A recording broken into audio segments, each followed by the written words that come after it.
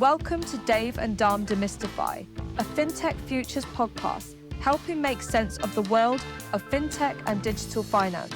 Please sit back and listen as the two Ds take a subject and discuss it to make it clearer and easier to understand. Demystify.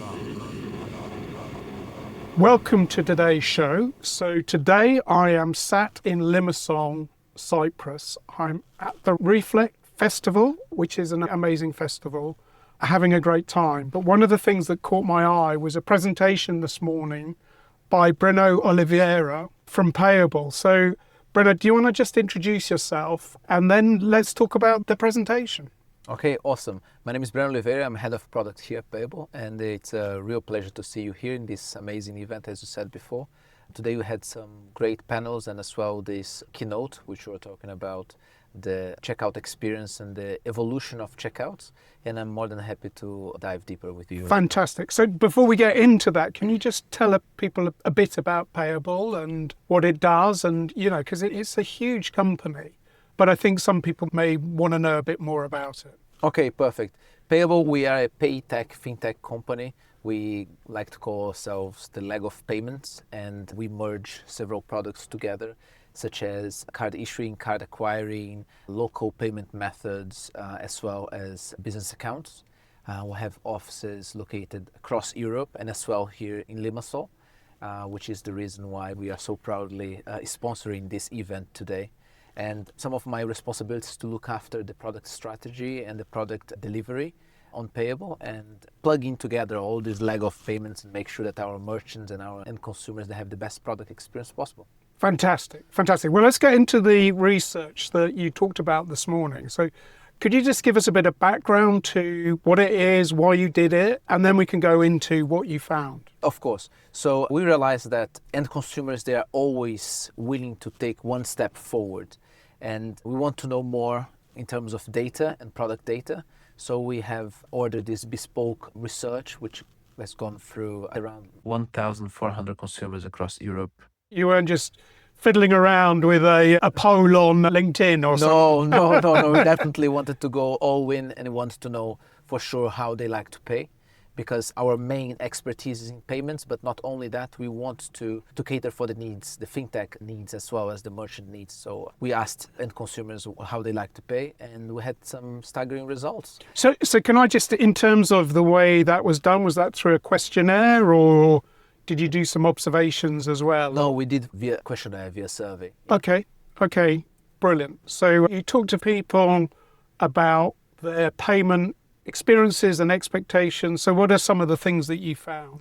Well, we found out that 43% of the end consumers, they won't return to an e-commerce whenever they have a bad checkout experience. 43%? Yeah, almost half. It's almost half, and it's staggering because it means that we have to go through the hustle of moving from a marketing and creating intent of purchases within, and then all of a sudden, because your checkout sucks, you are like, okay, they will not come back. Okay. They will definitely not come back. And with Gen Z, we also found out that they like to pay fast and they want this instant gratification, which is a new perk of the new generation. And what happens that if it takes more than 10 seconds to execute a payment, they would just 10 seconds? 10 seconds, and they would just not make the purchase.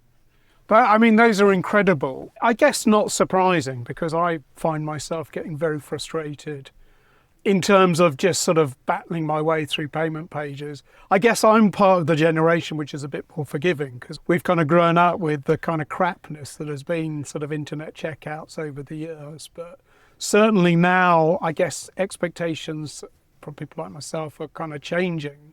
And you do get very frustrated, but I'm surprised that 43% of people will abandon a brand because of this. So did you find out what some of the things were that they didn't like? Yeah, it's mainly correlated with their payments preferences. So they want to have their payment preferences there. So right. That when they reach the cart, if they really want to make a purchase of goods or services, they will do that even if their preferred payment method is not there. But for the next purchase, they will just think twice before doing this. So that's interesting. So when you're looking at payment preferences, that would be things like Apple Pay or Klarna or, some of the other... Ideal, Pix, all of them, right? So they want us and merchants to bridge the gap and to be really localized, because depending on the region, like the Netherlands, they want to pay with Ideal, and in the UK, more open banking and cards. So we need to make sure that we cater for those needs. And as I said during the keynote, what's important is that we understand the grand vision of being global, but at the same time, we understand the customer needs to be regional and localized. No, I think that's really good learning. So were there other sort of insights that you got from the research as well? Yeah, so almost half will be open for one-click checkout, which is incredible because it means that they are willing to go through the hustle of, let's say, making a first-time registration, if it means that later they'll not need to do it again with one-click checkouts. Yeah, and we can clearly see this with Amazon. We just go through your cart and you don't register anything, and then we see, oh, I spent half of my salary in Amazon. That's definitely the case, isn't it? Well, that's the other side of it, is you kind of, this is going back years, but in the old UX world, we talked about slippery experiences. So, there was a whole sort of philosophy around don't make me think. And this really is very reminiscent of that. Is people just want to kind of get to the end of the process without having to do things like fill in their address or card details, all the other bits and pieces. But on the other side, that just makes it so easy to buy things. Like, did you pick up anything from people being worried about it being too easy to buy things? Yeah, what we picked up is that although they want fast checkouts and they want fast payments, 71% of our interviewees, they said that actually they accept a little bit of slowness if it means that their purchases will be safer. Because they want this to be fast, they want the experience to be good, but at the same time they want to make sure that they are the ones who are making the purchase, right? So it can be a little bit contradictory, but at the same time it makes sense. The new generation, Gen Z, they want to have the cake and eat it too. But I think that, it's human nature, isn't it? So, actually sometimes slowing things down isn't a bad thing as well. So I remember this was the late 1990s. I did a credit card site in the UK, and people would apply online and there'd be a call out to one of the credit reference agencies, and within a second we could tell whether somebody was going to get a card or not. But everybody hated it because they were like, well, that's too fast. So we actually put in a delay in it just to make it look like the machine was thinking about them and doing things with them. Yeah, because the problem here is transparency. They want things to be transparent. So if you are checking something in the background, I think our customers, they are much happier if you let them know. We are checking if you are who you say you are. Hold a sec. Then I think this transparency with a little bit of slowness is not a problem. But the problem is that when it comes slow, something happens in a black box and then it comes out with a bad result. This is not good. Our customers, they are used to going to their apps, trying to fill up a form or going through, let's say, some fintech and then getting instant response. That's what they want. They want instant response. They don't want instant purchase. I think that's a really good statement to make. It's about the response rather than the gratification, because I think it's so much of this is actually about hand-holding customers through, and customers also having very sort of set expectations now about, God, why am I doing all the work? That was always the big thing in the olden days is, the customers did all the work. And now we're in a position where customers don't have to do that work. As long as they've kind of been through the process once, why shouldn't the machines hold their data and kind of make it easier? Yeah, and as I said in the keynote, it's all about metadata as well, because in the past, a transaction was just a transaction, and now it's part of the product experience. We know your location, we know where you're from, we know where you spend your money usually, so we know the dates where it's being spent, so we can create trends, and through the trends we can make sure that it's safer. And if there is something wrong, we can contact you and say, hey, actually there's something wrong, can you help us understand whether it is safe or not? And then it is no longer a one-way street. It's like a both-way street that we try to make a purchase, we check if everything is okay, we give you a response, and back and forth. Very quickly, you'll make this experience as good as possible so you can complete your purchase. So, with that comes sort of challenges, I guess, in terms of the user experience. So making sure that it's designed in a way that customers fully appreciate what's going on. In the research, did you get anything around kind of design and user experience kind of coming out at all? And Yeah, what we got there is that convenience, speed, and security will always rank at the top. This always ranking at the top. They're always choosing this free above anything else.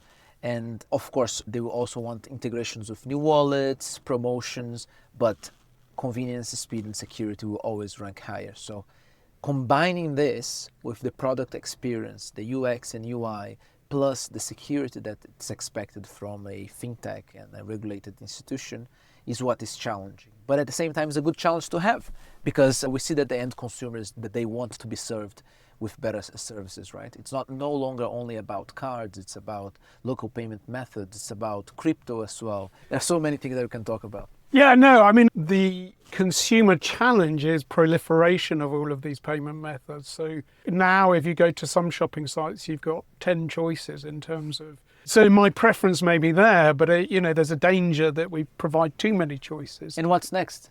I think that we should experiment more, do more A/B testing, and try to be as localized as possible. So the listing of payment options for you in the UK can differ from someone in Netherlands and Germany. That's how it's supposed to be. That's how McDonald's do their experiments with their screens. And I think that's how we should follow through and make sure that we have the best customer experience. You're talking to a UX person, so A/B testing is my sweet spot. But again, if you have consumers who show preference for particular ways of paying, those should be at the top of the list when they're right. It's fascinating. I mean, this whole subject. I guess I really like the fact that you went and you talked to all of these people. I think it's brilliant for a fintech business to actually go and find interesting things from the end consumer. So, what triggered you to do this research in the first place? Well, we are passionate about the products we build, and we want to build better products for the end consumers. And sometimes the merchants will not have the vision of having this type of responses, right? So we decided to go one step beyond and talk with them directly, so we can feed back to the merchants that are our clients and say, hey, that's the preference in the market. And this will bring more awareness for us as a paytech, fintech company, as well as to the merchants, so we can serve better our consumers. So, and then I guess what's really important with this is you do the research, you get the results, you find the insights, but then it must have an impact on your product strategy as well. Yes, of course, because we look at checkout in a different way now, because we know that speed is of essence. And before we used to have, let's say, 4 free steps in checkout, and now we're trying to reduce the steps because we know that our end consumers, they want a frictionless process. A process that's so smooth that at the end, that's one of the theories, right? There will be the invisible checkout. We will not even know that you are purchasing something. Yeah, I mean, let's talk about that at the end, because I have worries. I have worries about some of this, but I get the point. So when you then think about Payabl and it's the kind of payment rails, this becomes very important. So how does that then translate into kind of product definitions and what you then get the kind of business lining up to do? Because I think you've got Payabl One is your platform. Does it feed into that? So I'm just interested in the mechanisms, because again, often what people do is they do some research and everyone goes, oh, that's really interesting. And then that's told us something, and then people just park it and they move on, and it's a real shame because they haven't kind of applied it to their business. So yeah, I'm just keen to hear from you the steps that kind of happen within Payabl. Yeah, after we do the research, we analyze the results, we try to understand in the details how we can offer better services. And then with that, we feed back to the product team where they create new product requirement documentations and initiatives based on that. And then we reshape our roadmap and reshape the next initiatives that will also have some elements to be covered as a result of the research. That's what we do. And then I presume it sort of feeds into your sales efforts as well. So you've then got something very interesting to be talking to prospects about, and also a strong opinion as well. Yeah, exactly. I mean, you can have a strong opinion about many things, but when having a strong opinion that comes with backup of a research, it's completely different, right? Say, look, we interviewed this amount of people and they say that they would prefer to have faster payment methods and they would like to have instant payment methods, account to account, their main preference going forward because they are tired of this type of monopoly within the card schemes, or they would just want to have more liquidity, yeah? And trade and also deal with liquidity instead of credit. Sometimes that's the case. So that's what we're doing. That our next steps are always to take a look at our roadmap and adapt the roadmap of the lessons learned. And of course, when you think about Payable One, our main platform where we put all of these products together, that's where we see that convenience is at the core, right? We need to know that all the data can be visualized in one page and actions can be taken, because we know very well that we can create a beautiful dashboard that we cannot do anything with that. We know that. We want an action-driven product. So you as a merchant can take a look at some numbers and do something about it. You go to your dashboard and you see that there are chargebacks, so you need to take an action on it. That's what we want to do. Yeah? And we want to make things faster in terms of settlements and having your own business accounts within the platform so you can see all your balances combined. That's what we are aiming for, convenience and action-driven products, because we don't want only to know. We want to know because there is something behind it, so then you can take an action. That's what. Yeah, I think it's so important. I really like it because, I mean, I was just listening to a presentation on brands and I get very frustrated because people talk about brands, but they then don't do what you've done, which is to go and talk to the people that matter at the end of the day in all of this, which is the end consumer. Because now what you have is a thought, a thread that you can kind of feed through your product, you can feed through your marketing. But you can go out with confidence because you can say, well, it's not us saying this. Look, this is the world saying this. We've done a very comprehensive piece of research. And that confidence, I think, is so often missing. When I listen to people talk in the fintech industry, I go, they just don't sound like they know what they're talking about or believe what they're talking about. You know, whereas I listen to you and I can hear that confidence in terms of, yeah, I think we've got an insight which is really compelling. Yeah, we know what we're doing because we have the data to back it up and we know where we're going. That's what we want to say when we launch this type of research. And what we do as well as part of our contribution to the community, we leave it open for everybody to see. So we have the report in our website. Anyone can go there and download it and know more of the details that we got to know. So from the research itself, was there anything that you saw which you were surprised by, just out of interest? Yeah, in my opinion, I think 10 seconds is pretty fast. 10 seconds is really fast. When you are like reading through things, and then when you check out page and you go ahead and then you start counting it, 10 seconds is really fast. Yeah. It is like we simply don't have even time to read through anything. It's next, finish. And if this is what we're expecting the future to be like, I think we still have some steps to go, especially in terms of preparing all the infrastructures for all the payment methods that we have that wants to cope with 10 seconds answer. Well, I mean, look, I think it is fast, but then we're dealing with a TikTok and Instagram generation where everything is a continuous swipe away. So I think our brains are being, if you use social media in a kind of very sort of perpetual scrolling way, I think we're all being trained to just expect instant gratification. And I think it's interesting because I think the world has to kind of wake up to expectations, because whether businesses like it or not, people will begin to make choices around purchasing based on how easy it is to do things. And that's a real wake-up call, because we have been training our brains, as you said, for this instant gratification. So our expectations are higher and higher. So we need to cope with all the infrastructure that we need to build around it.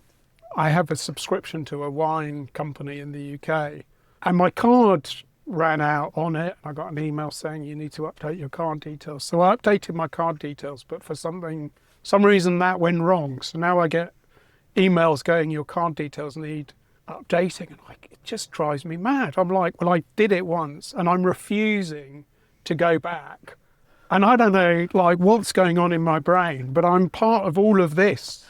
Like, I'm refusing to go back because I'm like, they were just shit. I mean, they should have actually done it right, because I know I put my card details in right because Amex asked me to authorize it. So they did something wrong. And I'm like, I mean, it's interesting because then you go, well, maybe they're not as good as they say they are from a technology.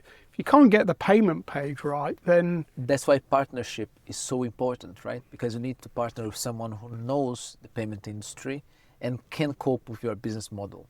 And that's where it's no longer about just an integration, an afterthought integration, but rather a true partnership where two product teams can work together and make sure that we give the best experience. Because maybe in this case, it was just that something happened in between and you are lacking the transparency that you require, right? Something went wrong, does not cut anymore. I have to confess that the person who's most likely to have got it wrong is me, but because in my head I'd been asked to authorise it by Amex, I'm like, well, I must have done it right. But I like this because, that whole partnership thing is essential from a kind of fintech point of view. And the world is going much more embedded as well. So I think payment companies and the embedded payment businesses are all going to be kind of finding their way into brands increasingly and doing interesting things with that data. But if they can't get the basic fundamentals right, like a fast checkout, then you can forget the rest, can't you? Yeah, and I believe that the culture within this partnership must be very well aligned. Because if they are not, when this type of problems happen, right, how can they solve it, right? How can they recover your specific needs, or in fact, you as a consumer? Because we know very well that the shop that we were assigned to, they are good at selling They're called wine. Naked Wines. They're good at selling wines. Exactly. The wines are good. But I'm like, no. They are not a payments company, so No. they should have a partnership with someone who knows Yeah, what well, they're doing. Naked Wines, if you listen to this, pick up the phone to Payabl. They're doing. Yeah. I know, it's fascinating. Really, really fascinating. Well, listen, as I've got you, is there anything else which is on the product roadmap for Payabl that you can kind of talk about? So we haven't talked about AI. There must be AI somewhere in Payabl. Yes, we are currently exploring a little bit of AI with our risk prevention and fraud prevention, right? And this is something that was already announced. We have partnered with some AI specialist company that is helping us with that, which is great. Another thing that we are doing is that soon we will launch also our cards, our Payabl cards for our merchants, right? So they can utilize that as part of their business account usage, all within Payabl One, right? So one platform where they can go, sign up, and they can work on. So that's very important. Something else that's in our roadmap, we want to expand our local payment methods portfolio. And as we move along, we see that more regions can enrich our portfolio, and that's what we are looking forward to do by the end of the year. Amazing. Well, listen, that's a brilliant conversation. Thank you so much for that. Very much enjoyed it. And congratulations. I just wish more companies would follow your lead and do a bit more consumer research, because we're told we're going into a world in which ChatGPT can answer everything, but it can't answer what will my teenage daughter do when she gets to a buy button. That's definitely the case. Thank you for having me. It was a real pleasure talking with you. Fantastic. Thank you so much. Thank you for tuning in to Dave and Dom Demystify. We hope you enjoyed the show. Don't forget to like and subscribe, and tune in next time as we take another topic and demystify it.